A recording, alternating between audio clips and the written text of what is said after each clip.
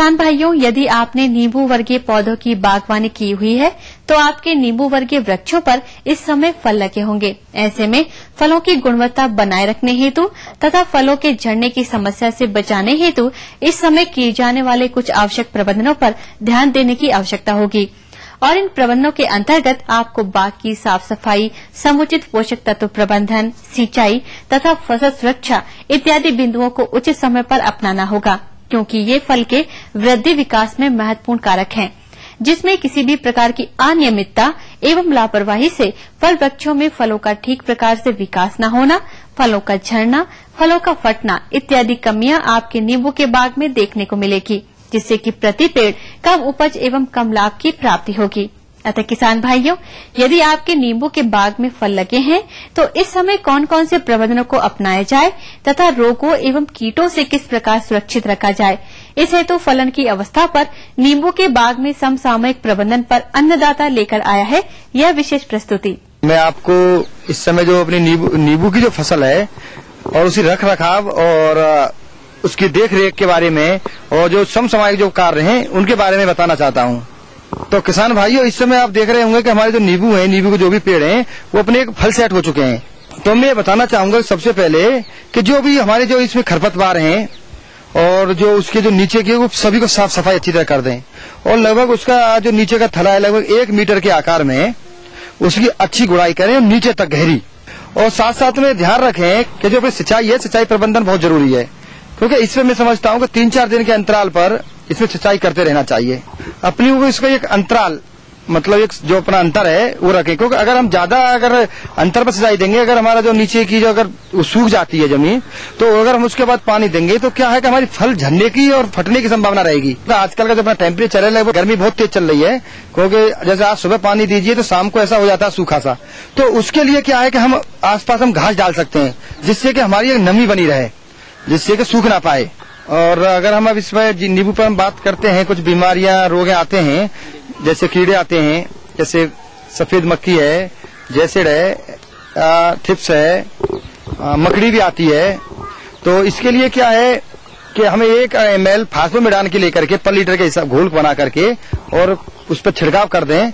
तो इससे क्या है कि जो हमारी जैसे कीड़े हैं, मकड़ी हैं और रस चूसक कीड़े हैं, ये बहुत सारे मतलब काफी मात्रा में मतलब ये नियंत्रण हो जाएंगे। और अगर हम ज्यादा कीड़े दिखते हैं तो इस पर 15 दिन बाद हम उसे दोबारा मतलब छिड़काव कर दें। इसके अलावा नींबू पर कैंकर रोग भी देखा जाता है। जैसा देखा है कि पत्तियों में धब्बे पड़ जाते हैं और नींबू पे भी देखा होगा एक निशान मतलब दाग बन जाता है, जिससे कि अगर हम बाजार में लेके जाएंगे तो उसकी जो वैल्यू है, जो दाम है, रेट कम मिल पाते हैं। और पत्तियां हैं जो सिकुड़ जाती हैं, देखिए ये 3-4 ये बड़ी महत्वपूर्ण ऐसी वो है जो बीमारी लग जाती है। इससे क्या है जो हमारा वातावरण की है और जो प्रकाश संश्लेषण क्रिया है वो भी बाधित होती है इस बीमारी से।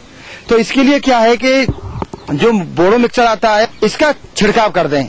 और अगर ज्यादा अगर सुखड़े हुए पत्तियां इकट्ठी दिखती हैं तो उनको क्या कर सकते हैं कि इनको काटें, काटने के बाद में अगर कहीं गड्ढे में दाब दें या जो सूख जाए तो उसे जला दें, ताकि आगे के दूसरे किसी पेड़ पे ना लग सके।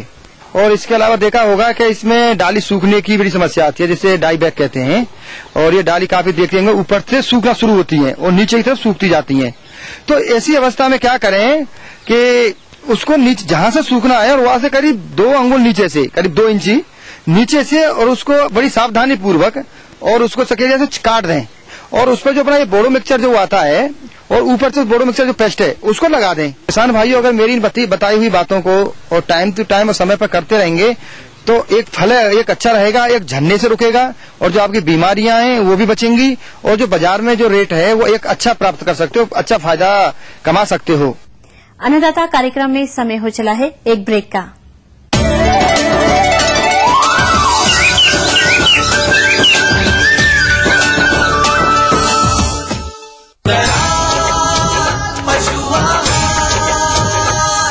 असली भरोसेमंद दयाल पशु आहार, दूध दमदार, आंख शानदार।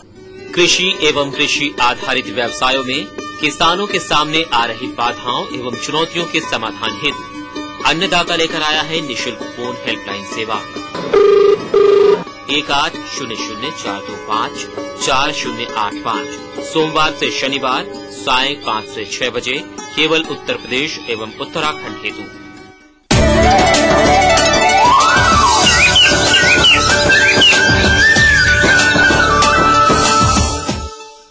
ब्रेक के बाद हम फिर हाजिर हैं अन्नदाता कार्यक्रम में आपके साथ।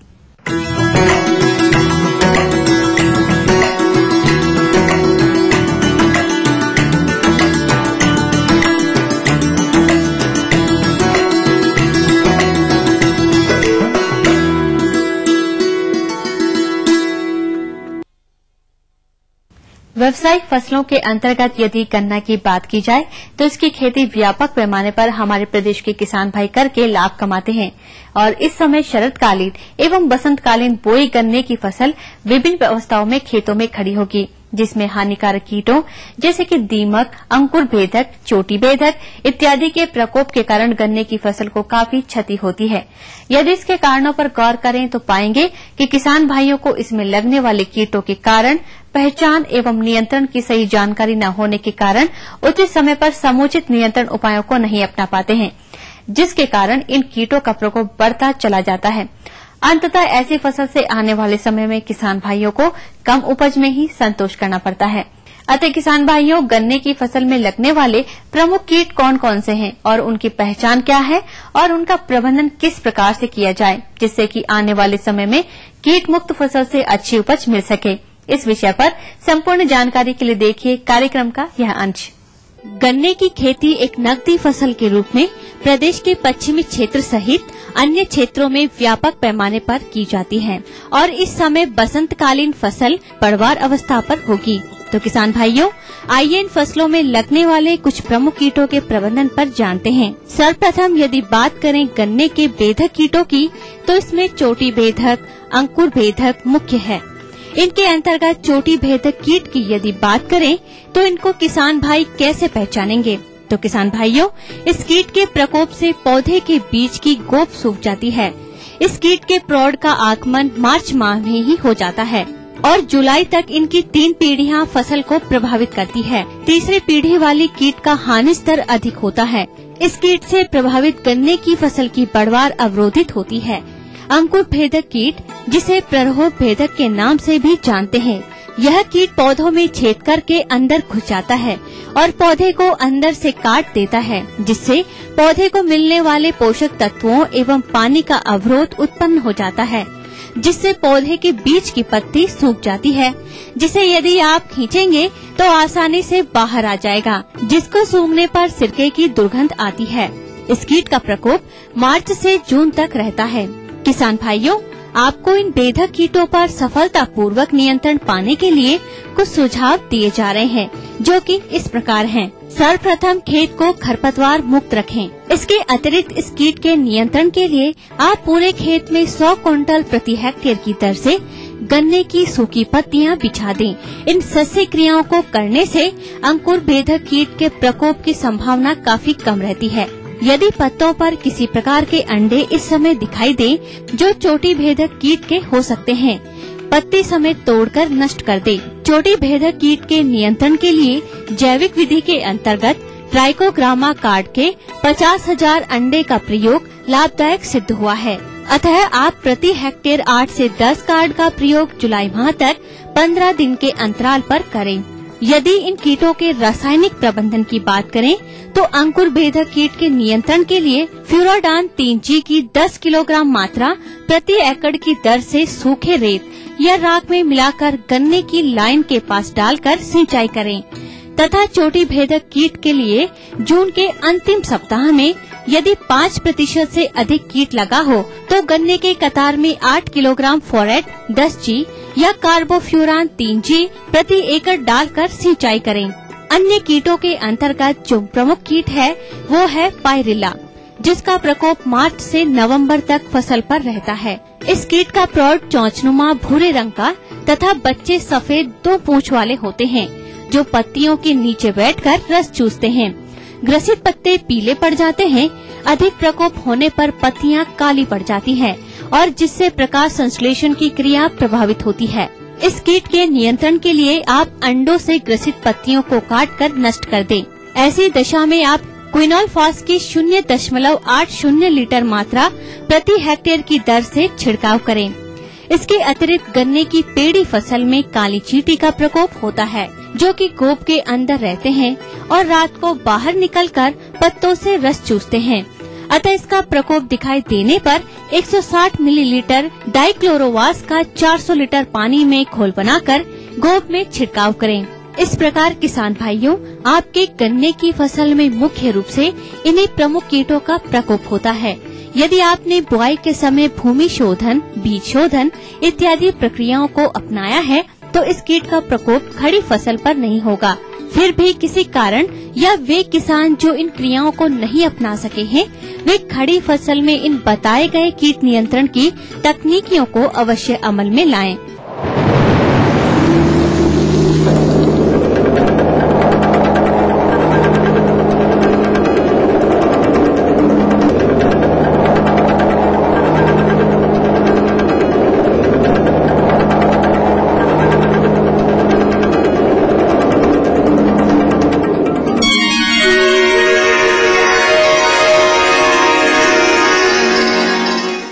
इस सप्ताह कैसा रहेगा मौसम का मिजाज कृषि कार्यों हेतु? सरदार वल्लभ भाई पटेल कृषि एवं प्रौद्योगिकी विश्वविद्यालय मेरठ स्थित कृषि एवं मौसम विज्ञान विभाग के वैज्ञानिक डॉक्टर अशोक कुमार द्वारा भेजे गए मौसम पूर्वानुमान के आधार पर इस सप्ताह पश्चिमी उत्तर प्रदेश के जनपदों में मौसम इस प्रकार रहने की संभावना है। अतः मौसम के वर्तमान परिप्रेक्ष्य में किसानों को खेतीबाड़ी संबंधित कुछ सुझाव दिए जाते हैं, जो इस प्रकार है। अगेती गेहूं, जौ, चना, मटर एवं मसूर की फसल परिपक्व अवस्था में आने को होगी। 20% से कम नमी होने एवं पौधे पीले पड़ने या दाने को दांत से काटने पर आवाज के साथ टूटने या बालियों के मुड़ने पर कटाई करें।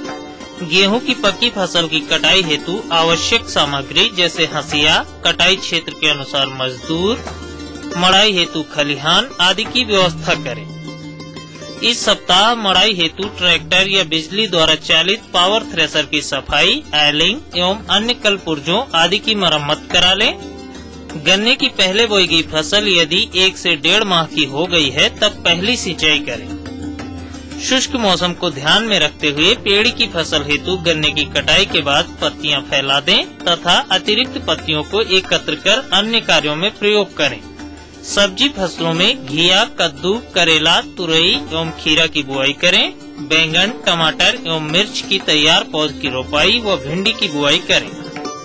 टमाटर की पहले रोपी गई फसल यदि 1 माह की हो गई हो तब यूरिया की टॉप ड्रेसिंग कर हल्की सिंचाई करें। लहसुन की फसल में यदि गांठों का विकास पूर्ण हो गया है तब सिंचाई बंद कर दें तथा तैयार फसल की खुदाई करें। हरे चारे की उपलब्धता के लिए बहु कटाई ज्वार की बुआई शुरू कर दें। ज्वार की प्रजातियों में JS20, HC 260 व 307 तथा मक्का, ज्वार व लोबिया की इस सप्ताह बुआई करें। क्षेत्रीय कृषि अनुसंधान केंद्र भरारी झांसी के एकीकृत कृषि मौसम परामर्श सेवा के अंतर्गत बुंदेलखंड क्षेत्र के जनपदों में इस सप्ताह दिनांक 14 अप्रैल 2013 से 17 अप्रैल 2013 तक आगामी 3-4 दिनों में हवाएं उत्तर पश्चिम व दक्षिण पूर्व दिशा से 4 से 8 किलोमीटर प्रति घंटा से चलने, तापमान अधिकतम 40 से 42 डिग्री सेल्सियस व न्यूनतम 25 से 27 डिग्री सेल्सियस के मध्य रहने, अधिकतम व न्यूनतम आर्द्रता क्रमशः 35 से 40 व 20 से 25% के मध्य रहने, रात का मौसम शुष्क रहने एवं आसमान में आंशिक से मध्यम बादल छाए रहने के आसार हैं। क्षेत्रीय कृषि अनुसंधान केंद्र भरारी झांसी के कृषि मौसम इकाई के प्रभारी अधिकारी डॉक्टर BK सिंह व अन्य वैज्ञानिकों ने इस मौसम के परिप्रेक्ष्य में कुछ सलाह दी है, जो इस प्रकार है। रबी मौसम की तिलहनी एवं दलहनी फसलें जैसे सरसों, अलसी, चना, मटर, मसूर इत्यादि फसलों की कटाई लगभग पूरी हो चुकी है तथा खेत खाली हो गए। अतः सभी किसान भाई खाली खेतों की लगभग 8 से 10 इंच गहरी जुताई मिट्टी पलटने वाले हल से करें। ऐसा करने से दलहनी फसलों में उकठा, जड़ सड़न बीमारियों की रोकथाम करने में सहायता मिलती है। भंडारण के लिए चना, मटर, मसूर, गेहूं इत्यादि को कड़ी धूप में इतना सुखाना चाहिए कि उसमें नमी की मात्रा 8 से 10% से अधिक न रहे। भंडारण से पूर्व कुठले या भंडार गृह को कीटनाशी से विसंक्रमित कर लें। इसके लिए मेलाथियान 0.3% घोल बनाकर भंडार गृह के अंदर छिड़कना चाहिए। आम के बौर को गालमीज, भुनगा अथवा लस्सी कीट से बचाने हेतु मोनोक्रोटोफॉस अथवा डाइमिथोएट 1 से 1.5 मिलीलीटर प्रति लीटर पानी में घोल बनाकर छिड़काव करें। खर्रा रोग से बचाने हेतु घुलनशील गंधक 2 ग्राम प्रति लीटर पानी में घोल बनाकर छिड़काव करें। आवश्यकता अनुसार सिंचाई करें। पूर्व में बोई गई कद्दू वर्गीय सब्जियों के पौधों को कद्दू के लाल कीट से बचाने हेतु निम्बिसिडीन 2 लीटर या मोनोक्रोटोफॉस 1 लीटर प्रति हेक्टेयर 800 लीटर पानी में घोल बनाकर छिड़काव करें। पूर्व में बोई गई समस्त सब्जियों की आवश्यकता अनुसार सिंचाई करें। दुधारू पशुओं से अच्छा उत्पादन लेने हेतु उन्हें स्वच्छ पानी पिलाएं, नियमित नहलाएं, खुरैरा करें।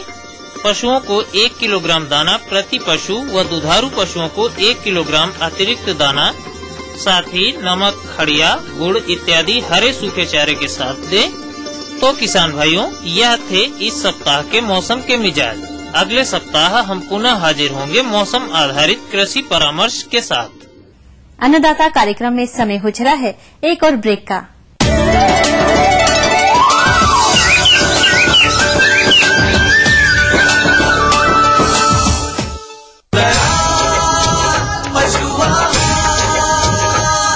असली भरोसेमंद दयाल पशु आहार, दूध दमदार, आंख शानदार। बढ़ रही है जनसंख्या, घट रही है जोत, ऊपर से महंगाई का बोझ। विश्व बाजारों में जारी है प्रतिस्पर्धाओं का दौर। कृषि उत्पादन और आमदनी बढ़ाने की होड़। हम बताते हैं आपको कैसे करें कम लागत में अधिक उत्पादन। उन्नत बीज, नई तकनीक और विविधीकरण से बनाए संपूर्ण, समृद्ध और खुशहाल भारत। अन्नदाता देखिए हर रोज सुबह 6:30 बजे।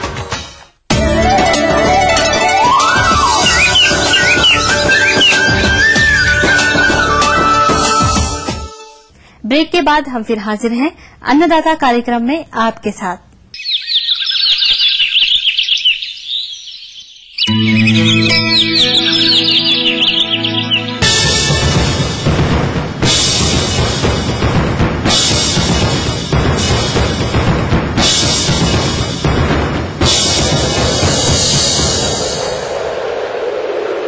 रोज की तरह अन्नदाता हेल्पलाइन में है पूछे गए प्रश्नों का समाधान। निःशुल्क अन्नदाता हेल्पलाइन में आज जो प्रश्न शामिल किया गया है उसे पूछा है उबरनी रायबरेली से पुत्तन मिश्रा ने। आप प्याज की फसल में इस समय किए जाने वाले शस्य प्रबंधन कार्यों पर जानकारी चाहते हैं, तो इसके लिए देखिए कार्यक्रम की यह प्रस्तुति। खासतर प्याज की निराई गुड़ाई किसान भाई खुरपी की सहायता से करें, क्योंकि 2 निराई गुड़ाई बहुत ही आवश्यक है। अगर आप सही समय से निराई गुड़ाई नहीं करते हैं तो इसमें खरपतवार की संख्या अधिक हो जाएगी, जिससे किसान भाइयों आपके उत्पादन पे लगभग 20 से 25% तक हमारा उत्पादन प्रभावित होता है। जब फसल हमारी 50 से 55 दिन की अवस्था हो जाए, 55 से लगभग 60 दिन की, तब आप दूसरी निराई गुड़ाई कर लें कि जब हमारे कंद बनना शुरू हो जाए उस समय नमी का होना अति आवश्यक है। अगर नमी नहीं रहती है किसान भाइयों तो आपके उत्पादन पे विपरीत प्रभाव यानी उत्पादन कम से कम 25 से 30% तक उत्पादन प्रभावित होता है, जो कि गर्मी में जैसे 4 से 5 दिन के अंतराल पे आप सिंचाई अवश्य करते रहें।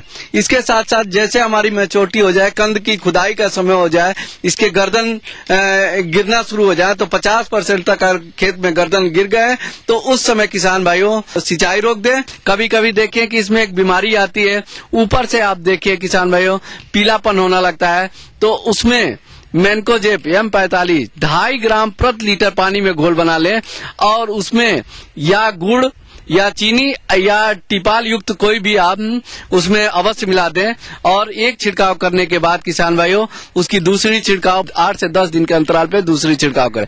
और खास बार किसान भाइयों ये भी एक कीड़ा आता है, जैसे पत्ता बड़ा होना शुरू हो जाता है तो आप देखेंगे कि उसमें थ्रिप्स आता है। कीड़ा उसमें पत्तियों से रस चूस लेता है और चूसने के बाद पत्तियों का जो हमारी बढ़वार होती है वो रुक जाती है, जिससे हमारा फसल पे उत्पादन प्रभावित होता है। तो उस समय किसान भाइयों जब देखें कि थ्रिप्स का आगमन हो गया तो किसान भाइयों उसमें मोनोक्रोटोफास 1.25 ml प्रति लीटर पानी में घोल बनाकर उसमें गुड़ या सेंडोविट आप कुछ भी मिला के आप अवश्य उसमें छिड़काव करें। किसान भाइयों, अन्नदाता तत्पर हैं आपके लिए, क्योंकि आपकी समस्या हमारा समाधान। इस हेतु पत्र लिखे इस पते पर। हमारा पता है प्रोड्यूसर अन्नदाता, ETV Uttar Pradesh Uttarakhand, Ramoji film city, Hyderabad 501512, या फिर मेल करें annadaata.up@etv.co.in पर। फिलहाल अन्नदाता कार्यक्रम में आज इतना ही। कल फिर मिलेंगे कृषि संबंधित नवीनतम जानकारियों के साथ। तब तक के लिए आज्ञा दीजिए। नमस्कार।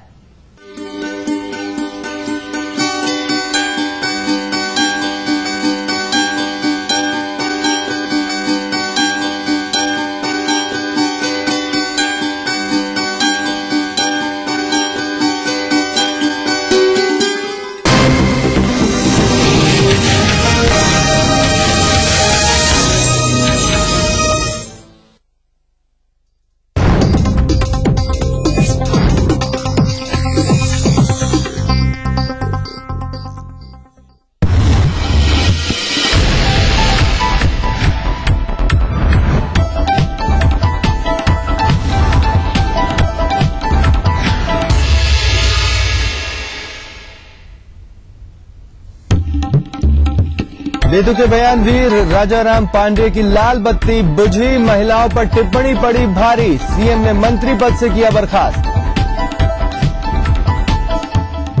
महिला सुरक्षा के लिए बनी हेल्पलाइन 1090 की खुली पोल, कानपुर देहात में शोहदे से परेशान युवती ने कई बार लगाई सुरक्षा की गुहार, कोई कार्रवाई नहीं।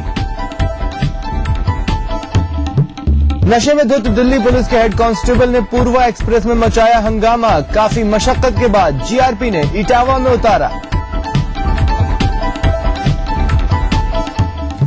लखीमपुर खीरी जिले में श्रीलंकाई नागरिक गिरफ्तार, पासपोर्ट और वीजा नदारद, सुरक्षा एजेंसियां कर रही है पूछताछ।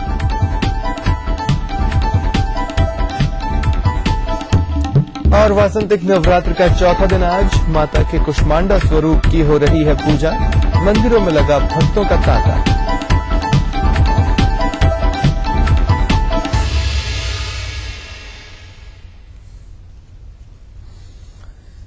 नमस्कार, स्वागत है आप सभी का अपना यूपी में। मैं हूं स्वप्निल। अपने बेतुके बयानों से बार बार सरकार और पार्टी की किरकिरी कराने वाले राजाराम पांडे की लाल बत्ती छिन गई है। अखिलेश सरकार में मंत्री खादी एवं लघु उद्योग राजाराम पांडे अपने विवादित बयानों के लिए मशहूर रहे हैं और उनके ये विवादित बयान अखिलेश सरकार के लिए सिरदर्द साबित होते रहे। एक रिपोर्ट।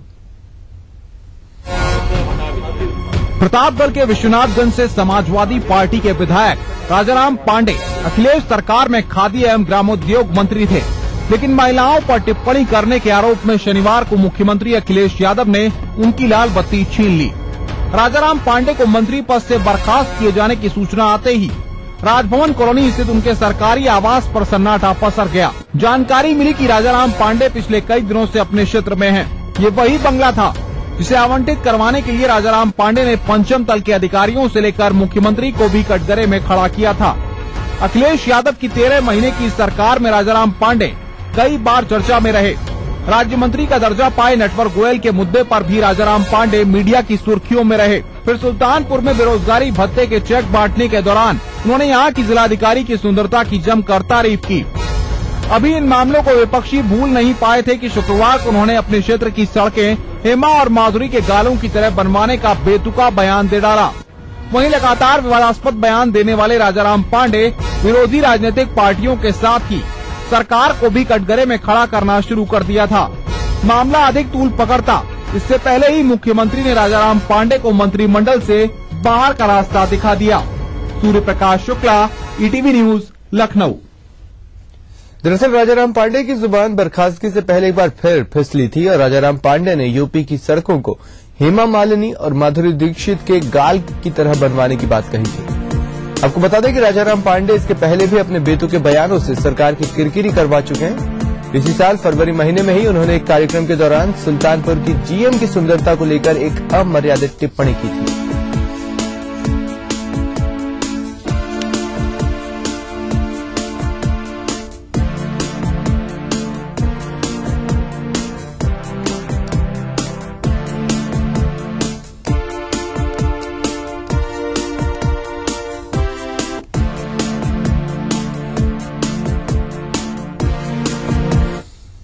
और आइए अब आपको सुनाते हैं बेतुके बयान देने में माहिर राजाराम पांडे ने इस साल फरवरी महीने में सुल्तानपुर जिले की महिला डीएम को लेकर क्या अभद्र टिप्पणी की थी।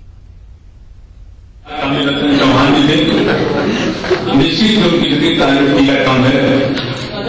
मैंने सोचा था कि इससे अच्छी कोई महिला हो नहीं सकती, लेकिन मुझे दोबारा जिलाधिकारी रूप में वर्तमान जिलाधिकारी में मैं दोनों में तुलना कर रहा है कि अच्छा करूंगा, ये उससे भी अच्छी मुझे लगती है। वाणी में, संसार में, कार्यक्रम में, विनम्रता में। चलिए बढ़ते आगे। सूबे में महिलाओं की सुरक्षा के लिए मुख्यमंत्री अखिलेश यादव द्वारा शुरू की गई महिला हेल्पलाइन 1090 की भी पोल अब खुलने लगी है। कानपुर देहात जिले के अकबरपुर की रहने वाली एक युवती बीते 4 महीने से एक शोहदे से परेशान है। ये मंचला इस युवती के मोबाइल पर फोन कर उस पर अश्लील फब्तियां कसता है। साथ ही आरोपी युवक पीड़ित लड़की को लगातार जान से मारने की धमकी भी देता है। युवती ने इस बारे में कई बार महिला हेल्पलाइन नंबर 1090 पर शिकायत दर्ज कराई है, मगर पीड़ित को उस दबंग शोहदे के अश्लील कॉल से निजात नहीं मिल पाई है। वैसे आपको बता दें कि मुख्यमंत्री अखिलेश यादव ने दावा किया था कि महिला हेल्पलाइन नंबर पर शिकायत दर्ज कराए जाने के 24 घंटे के अंदर उस पर कार्रवाई होगी, मगर इस मामले में तो ऐसा होता नहीं दिख रहा है। एक प्रार्थना पत्र रूड़ा से आया था और एक प्रार्थना पत्र अकबरपुर को लिखा है। दोनों में ही अभियोग पंजीकृत हैं और इसमें कार्रवाई की जा रही है। उस व्यक्ति को ट्रेस किया जा रहा है, नंबर मिल गए हैं, इसमें हमारे विवेचक काम कर रहे हैं। जैसे ही वो व्यक्ति ट्रेस हो जाता है उसमें कार्रवाई की जाएगी। नई दिल्ली से हावड़ा जा रही पूर्वा एक्सप्रेस में बीती रात दिल्ली पुलिस के एक हेड कांस्टेबल ने जमकर हंगामा किया। शराब के नशे में धुत दिल्ली पुलिस के इस कांस्टेबल को जीआरपी के जवानों ने बड़ी मशक्कत के बाद इटावा में ट्रेन से उतारा। बताया जा रहा है कि अशोक कुमार नाम का यह हेड कांस्टेबल दिल्ली पुलिस के कंट्रोल रूम में तैनात है और वो अपनी बहू और समधी के साथ कोलकाता जा रहा था। इस दौरान उसने शराब पीकर ट्रेन में हंगामा मचाना शुरू कर दिया। इसके बाद जीआरपी ने इटावा रेलवे स्टेशन पर नशे में धुत इस पुलिस वाले को किसी प्रकार ट्रेन से उतारा और उसका मेडिकल कराया।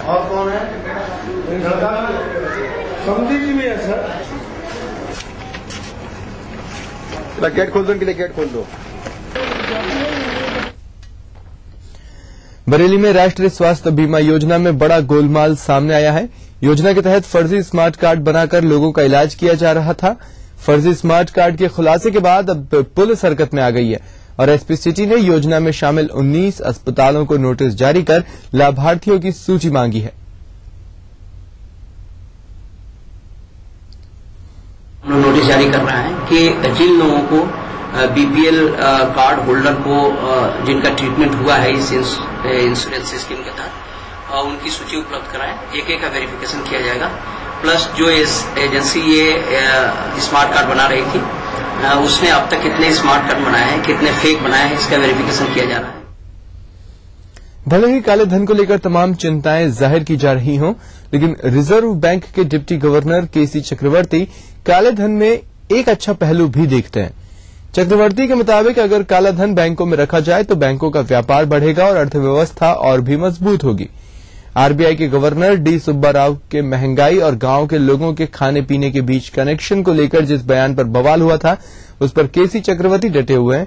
उन्होंने मीडिया पर निशाना साधने के बाद कहा कि डी सुब्बा राव ने जो कहा ठीक कहा।